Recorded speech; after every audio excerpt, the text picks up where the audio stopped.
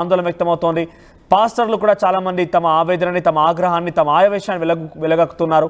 ఈ నేపథ్యంలో ప్రవీణ్ పగడాల మరణం తర్వాత సడన్ గా ఒక్కసారిగా అజయ్ బాబు పేరు తెర మీదకి వచ్చింది. అజయ్ బాబు ఎక్కడ చూసినా కూడా పాస్టర్ ప్రవీణ్ పగడాలది అది ముమ్మాటికి హత్య జరిగిందనేది చెప్తూ కొందరి పేర్లు కూడా ప్రస్తావించుకు రావడం జరిగింది. ఆయన ఒకసారి అజయ్ బాబు ఇప్పుడు అరెస్ట్ అయిపోయారు.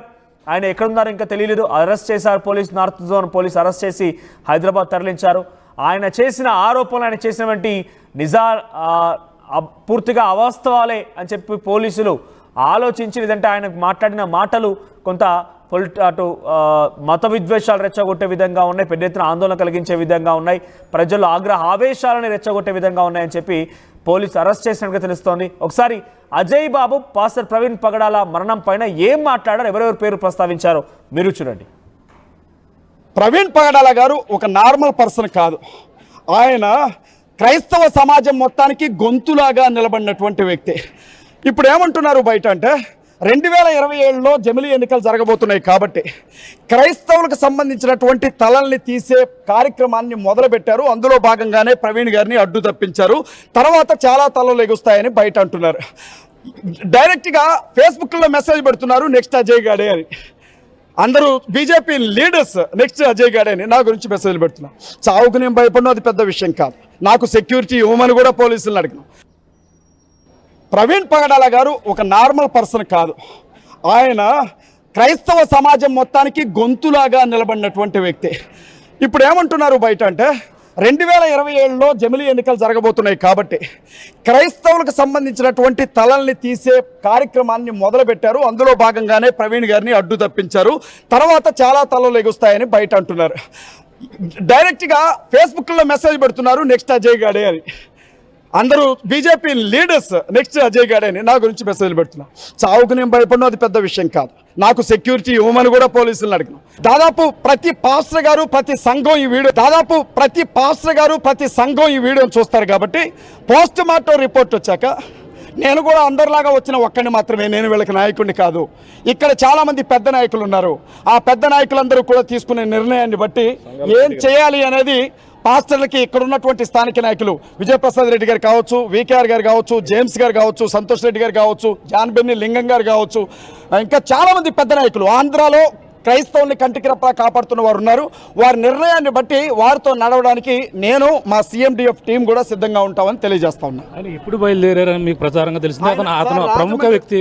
ఆయనకి ఒంటరిగా బయలుదేరడానికి కారణాలు ఏంటి, ఎందుకు, ఏ సమయంలో ఎక్కడ బయలుదేరని మీకు వచ్చిన సమాచారం? సార్, ఆయన విజయవాడ నుంచి రాజమండ్రికి వచ్చారు బుల్లెట్ మీద.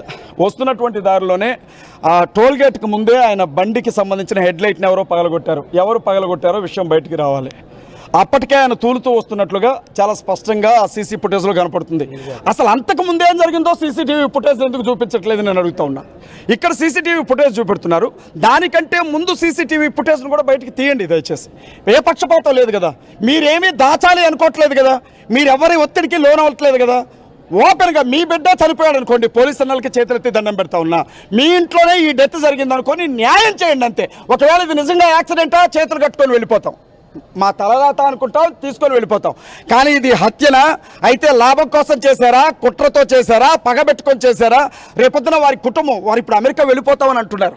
రేపు ఉదయం పూట బరియలు జరిగే అవకాశం ఉంది. ఆ కుటుంబాన్ని కూడా చంపుతామని వార్నింగ్ ఇస్తున్నారు. మీరు ఎలాంటి ప్రొటెక్షన్ ఇవ్వబోతున్నారు? ఇంతవరకు ఎవరినైనా మీరు అదుపులోకి తీసుకున్నారు అనుమతుల్ని? శివశక్తి కరుణాకర్ సుగ్గున పాస్టర్ గారు చనిపోయిన వెంటనే ప్రవీణ్ పగడాల గారు చచ్చిపోయాడు, వాడు చచ్చిపోయాడా, ఎవరు చంపారు, ఎందుకు చంపారని పోస్ట్ పెట్టాడు శివశక్తి కరుణాకర్ సుగ్గున. అనుమానితుల లిస్టులో వాడిని పెట్టారా?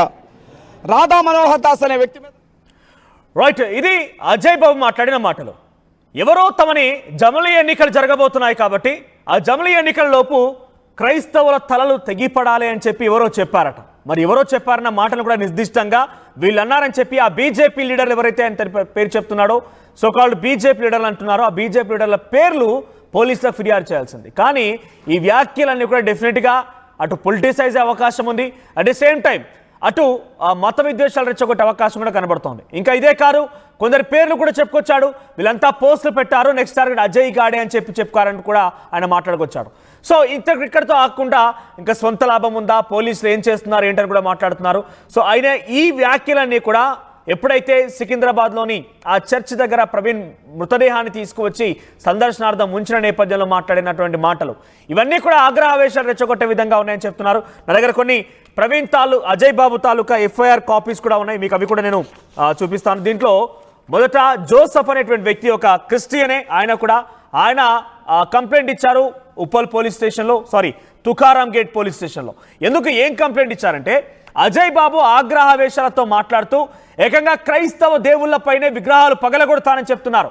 ఓ క్రైస్తవుడు అయి ఉండి కూడా సాటి క్రైస్తవుల దేవుల విగ్రహాలు పగలగొట్టడం, లేకపోతే ఆగ్రహావేశాలు రెచ్చగొట్టే విధంగా చేయడం, దాంట్లో కూడా క్యాథలిక్, రోమన్ ఇంకా రకరకాలుగా ఉన్నాయి. కాబట్టి వాటిపైన నాకు నమ్మకం లేదు, విశ్వాసం లేదని చెప్పి వాటి గురించి కూడా మాట్లాడుకొచ్చాడు.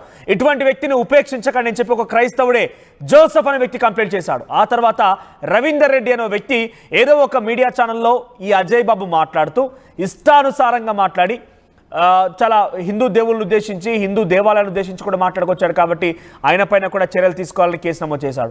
ఈ 2 కేసులు కూడా నమోదయ్యాయి. ప్రస్తుతం ఈ 2 కేసుల్లోనే అజయ్ బాబుని పోలీసు అరెస్ట్ చేశారు. ఇంతవరకు ఆయన ఎక్కడుండో కూడా తెలియదు.